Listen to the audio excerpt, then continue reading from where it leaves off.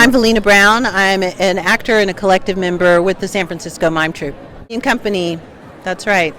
Actors Equity Association, yes, but I'm also in SAG-AFTRA as well. Well, we've been wanting to do something about, we knew that this was an election year, but we didn't want to just focus on the election because we wanted to pull the lens back a little bit further and just sort of discuss, well, why are some people getting so caught up in a candidate that pretty much everything he says isn't true, that it really represents a turn towards fascism, but just that maybe it's about education or people not really knowing what these words mean. They don't know history, and so they don't know, they can't recognize creeping fascism when they see it.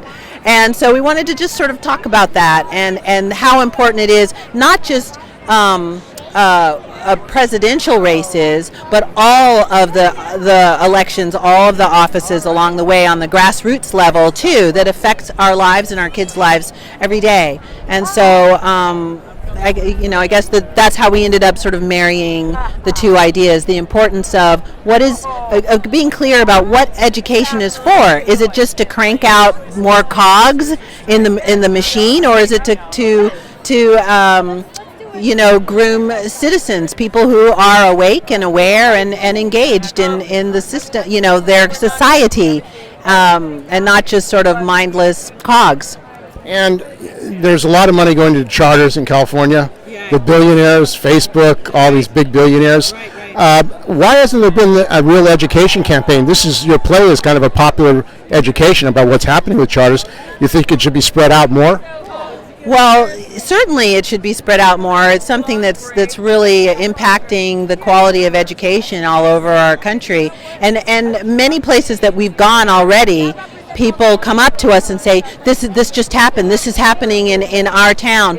I just talked to a woman last week who was saying, I came and saw your show, I laughed, I cried, but it was amazing. And then I went to work that Monday and was told about this new whoop-de-doo program that they're wanting to put in, where it's remote learning and all this stuff, and she was just really all of a sudden feeling like, well, can I say I don't agree with this, or am I just going to be fired?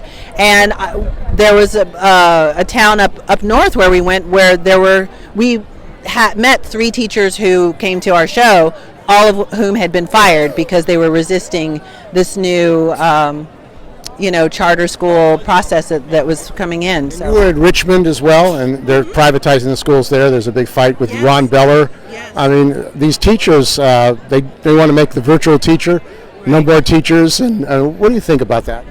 Well, the thing is that frustrates me is that there are things like this that they already know that doesn't. There are already studies around this that doesn't work as well, and that you can use online classes and stuff like that, but that's not to replace having a teacher. It can be a supplement, it can augment, but it's not a replacement for having that person there to show that they care, show an interest in you, maybe be able to make some adjustments to who you are as a learner.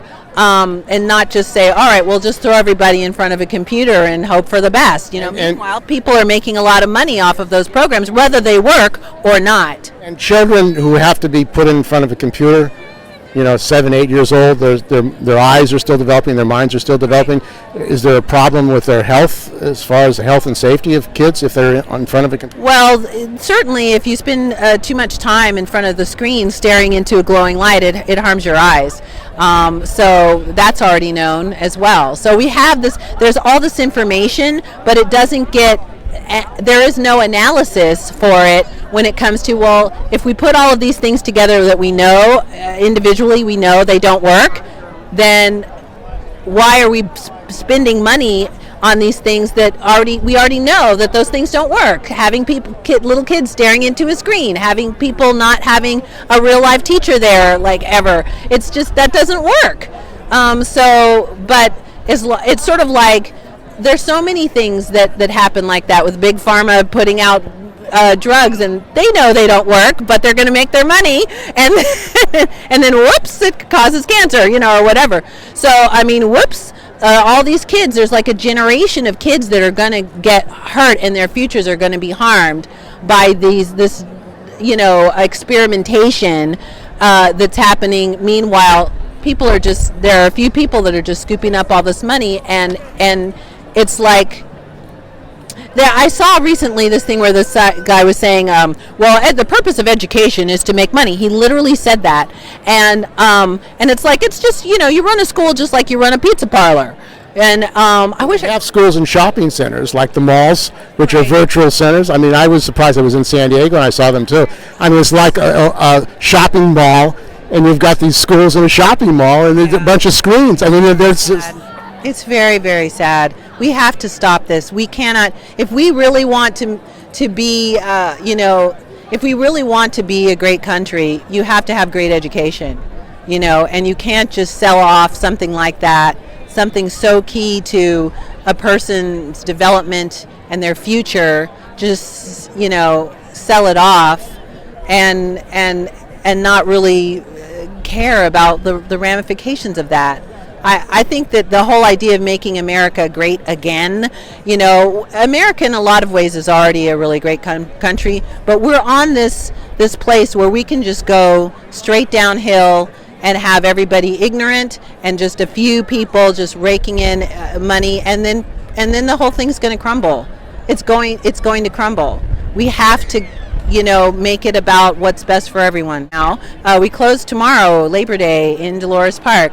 But if someone had the funds to have us come out and tour all around, we would love to do that because it's still important and relevant. So the CFT could get this to go throughout California at every school district. Yes. So contact us at sfmt.org and let's talk about it. Let's see how we can make it happen.